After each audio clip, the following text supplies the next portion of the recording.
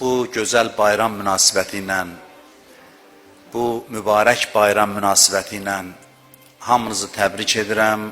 Allah bu bayramı bizə mübarək eləsin.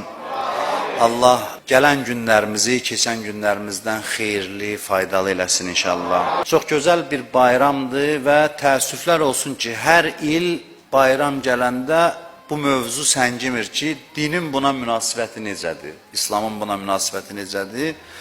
Bir dəstə də radikal insanlar var ki, onlar milli olan, insani olan hər şeyə cihad elan ediblər. Novruzu da bir şirk əlaməti kimi təqdim edirlər, bütpərəstlik əlaməti kimi təqdim ediblər və işlərin güclərini atıb bu kimi ayinlərimizlə, adət-ənənələrimizlə mübarizə aparırlar. Bu barədə mən bugün danışmayacağım. Bu yaxında bir müsahibə də vermişdim. Burada biraz fikir elə bil ki, düzgün anlaşılmamışdı ki, mənim dilimdən belədir ki, Novruz İslam bayramıdır. Novruz İslam bayramı deyil, İslamdan çox-çox qədimlərə aid olan bir bayramdır və orada biz qeyd eləməmişik ki, Peyğəmbər bu bayramı qeyd edirdi. Hədislər var ki, Əhl-i Beytdən, Peyğəmbərdən ki, bu bayrama müsbət yanaşıblar.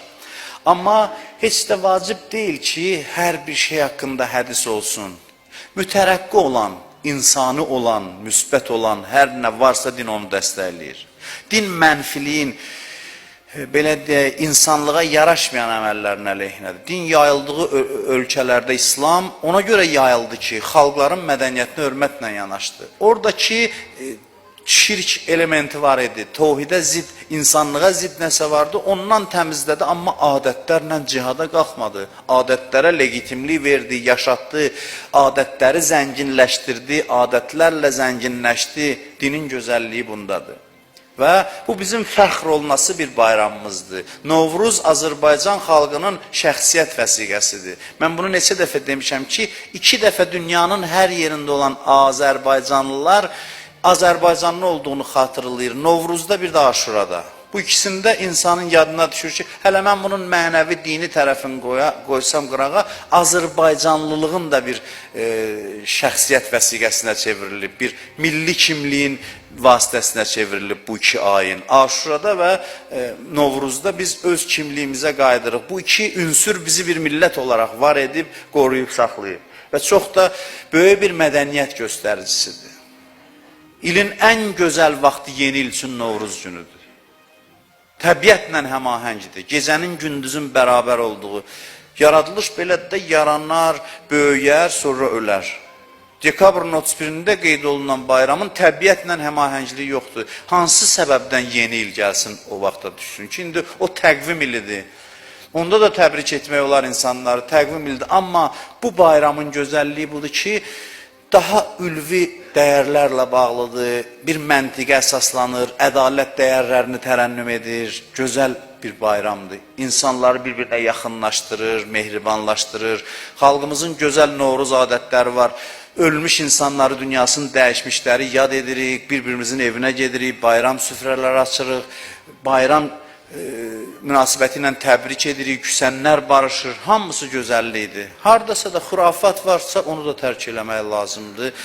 O şeylər ki, bizim inkişafımıza mane olur, o adətlərə ikəlli yapışmağımız da lazım deyil. O adətlərdən də imtina etmək olar. Bizi bu gün inkişafdan saxlayan, istənilən şeydən biz imtina eləmək haqqına sahibi. Amma Novruz ancaq tərəqqiyə səbəb olan, inkişafa səbəb olan bir insanlıq bayramıdır, bir mənəviyyat bayramıdır.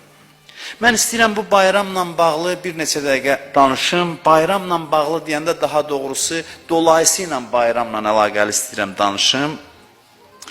Bayram bir şadlıq zamanıdır. İstəyirəm biraz şadlıq mövzusuna işarə edeyim. Eyni zamanda Novruz təbiətlə dediyimiz kimi bağlıdır. Təbiətin oyandığı bir zamandır. Və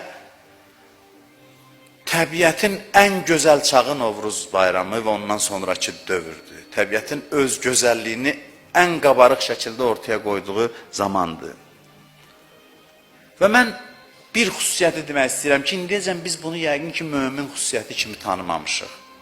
Möminin xüsusiyyətlərindən biri, düşünürəm ki, onun təbiət sevərliyi olmalıdır.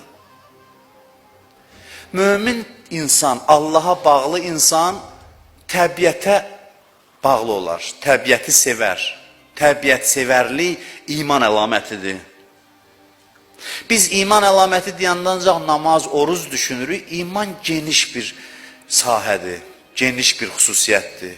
Müminin əlaməti indiyə qədər eşitmişdiniz ki, təbiətsevərlik olsun. Mən bu iddianı eləyirəm.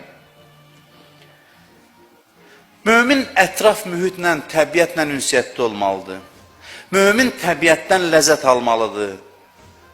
Mənəvi bəhrə almalıdır. Təəssüf ki, dünyada, müasir dünyada təbiətsevərlik dindar əlaməti kimi tanınmır. Əksinə bəzən elə çıxır ki, dindar olmayanlar daha çox təbiətsevərdir. Belə bir fikir yaranır. İnsanın imanının nəticəsi harada özünü göstərir, bax. Mən sizə sual verirəm. Bir adamın imanının nəticəsi harada özünü göstərir? İmanının nəticəsi orada özünü göstərir ki, insan varlığa aşiq olur. Rəssamın əsərinə baxır, sevir də onundur, hər şey onundur. Onun yaratdığı əzəmətdir. Hərdən elə bilirlər ki, din dili dünyadan uzaq ol, elə bir din dili ağaclarla düşmən ol, otlarla düşmən ol, dağlarla. Dünya bu deyil, dünya sənin içində olan xəbisliklərdir. Onun adı dünya. Dünya sənin egoizmindir. Pislənən dünya Allahın gözəl əsərləri deyil ki, Allah deyir, yaratmışam, amma bu ağaclardan acığın gəlsin, meşə ilə düşmən ol, dənizlə dava elə və bu olsun möminlik əlaməti. Bu deyil, bu gülməlidir bu cür yanaşmalar ki, belə də başa düşmüş indiyə qədər. İslam Peyğəmbərinin özünə baxın, Allah evinin yanında yaşayır Məkkədə. Kəbədən daha gözəl yer, Kəbə, onun ətrafında ibadət elə Peyğəmbər Peyğəmbərliyindən öncə də ibadət eləyirdi. İbadət eləyirdi, özə gizlətmirdi. O vaxta qədər də işləri yox idi onunla. Həzrət İbrahimin ayinlərini yaşayırdı, Peyğəmbər özü ibadət edirdi. Maraqlısı budur ki, Peyğəmbər gedir dağda ibadət eləyir. Dağda bir mağara tapır, orada ibadət eləyir.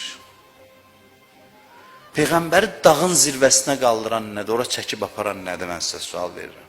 Niyə görə? Məkkədə olanlar bilir, bir dəfə gedirsən, adamın yorulur, ora ayaqla hər gün Peyğəmbər bəzən gedirdi. Hər gün o mağarada ibadətlə məşğul idi. İmam Hadi əleyhissalamdan bir hədis deyim ki, qarşıda onun da şəhadəti gəlir. İmam Hadi əleyhissalam buyurur ki, İnnə Rasulallah sallallahu aleyhi və aleyh ləmmə tərəkət ticarə ilə Şam. Deyir, Peyğəmbər elə ki, ticarətdə işini başa vururdu, Şama gedib gəlirdi ticarətə. Ticarəti başa vururdu və təsəddəqə bi kulli ma rəzəqəhullah Teala min tilkət ticarat. Deyir, qazandığını Allah yolunda verirdi, xərcləyirdi, xeyir işlərə. Ondan sonra nə inirdi? Kənə yəqdu kullə yevmin ilə Hira. Yəsədu. Hər gün Hira dağına çıxırdı, Hiraya gedirdi, hər gün. Niyə gedirdi ora Peyğəmbər? Nə inirdi orada? Yənzuru min quləlihi ilə asari rəhmətillah. Onun qülləsinə çıxırdı, zirvəsindən. Allahın rəhmət əsərlərini, əlamətlərini müşahidə edirdi, baxırdı. Və ənva'a əcaibi rəhməti. Allahın yaratdığı rəhmətinin qəribəliklərinə baxırdı dağda. Maraqlı hədisdir bu, bəlkə də bunu necə eşitməmişsiniz. Ondan sonra buyurur Peyğəmbər göylərə baxırdı, səhralara baxırdı, dağın zirvəsindən təbiəti müşahidə edirdi. Ondan sonra buyurur ki, və ya'budullah haqqa ibadəti və Allaha layiqli ibadət edirdi. İlhamlanırdı bu mənzərələrlə. İlhamlanırdı və Allaha şövqlə ibadət edirdi. İmam Hadi əleyhissalamın hədisi davam edir. Buyurur ki, 40 yaşa çatanda, gətirir bu ilə əlaqələndirir. Deyir, bu 40 yaşa çatanda Allah qəlblərə baxdı, ən səfalı qəlb onun qəlbini gördü, ən böyük qəlb onun qəlbini gördü və vəhyini o qəlbə nazil elədi. Dağdan başlayır, təbiətdən başlayır, gedir vəhyin nazil olmasına. Ucalığı, uca adamlar ucalığı sevir. Ucalığın təbiətdə təcəssümü dağdır. İnsan dağa baxanda gərək ona bir xüsusi şövqlə, məhəbbətlə baxsın, onu müşahidə eləsin. Ruhun ucalığının maddi təcəssümü dağdır. Dağların bir mənəvi də ləzzəti var.